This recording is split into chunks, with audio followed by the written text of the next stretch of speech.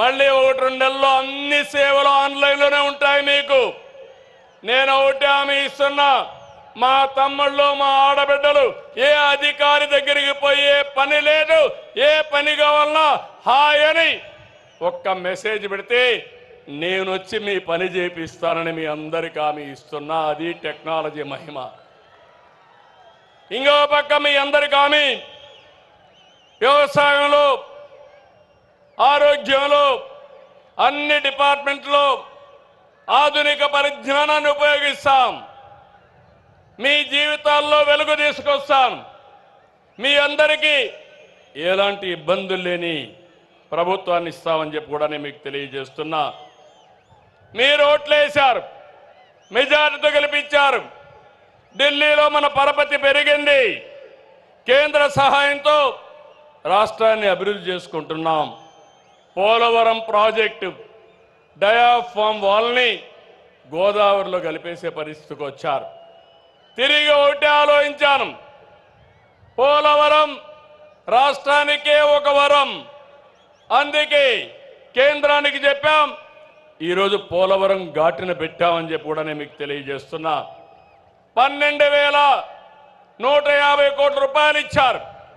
ఈ కడప సభలో హామీ ఇస్తున్నా, 2027 డిసెంబర్ లోపల పోలవరాన్ని పూర్తి చేసి జాతికి అంకితం చేసే బాధ్యత నాది, మాది అని మరొక్కసారి విజ్ఞప్తి చేస్తున్నా. విశాఖ స్టీల్ ప్లాంట్, ఆంధ్రుల హక్కు విశాఖ ఉక్కు, దాన్ని కూడా రివైవ్ చేశాం. 11,400 కోట్లు ఇచ్చారు. రైల్వే జోన్ని ఏర్పాటు చేశారు. అమరావతి మనందరి రాజధాని. ఆ రోజు కడపలో కూడా మీరు చెప్పారు, అమరావతి మన రాజధాని.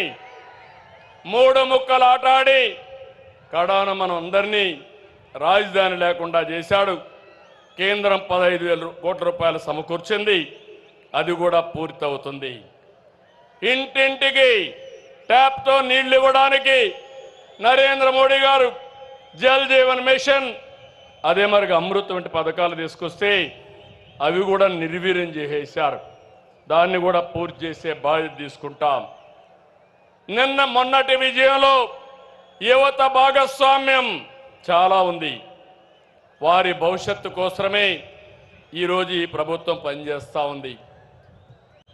యువశక్తికి అవకాశాలు ఇస్తే అద్భుతాలు చేస్తారని నేను బలంగా నమ్ముతున్నా.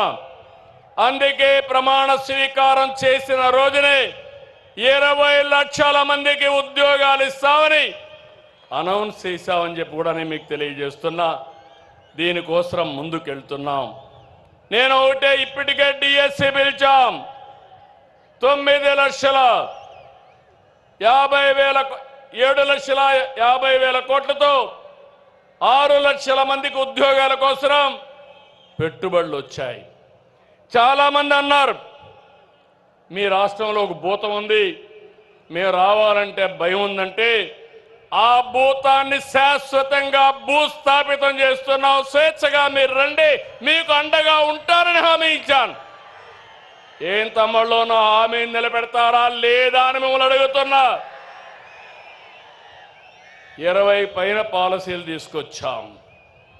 అమరావతిలో క్వాంటమ్ వ్యాలీ, విశాఖలో Google, TCS, Reliance, RCR Mittal, BPCL, NTPC, LG వంటి వచ్చాయి.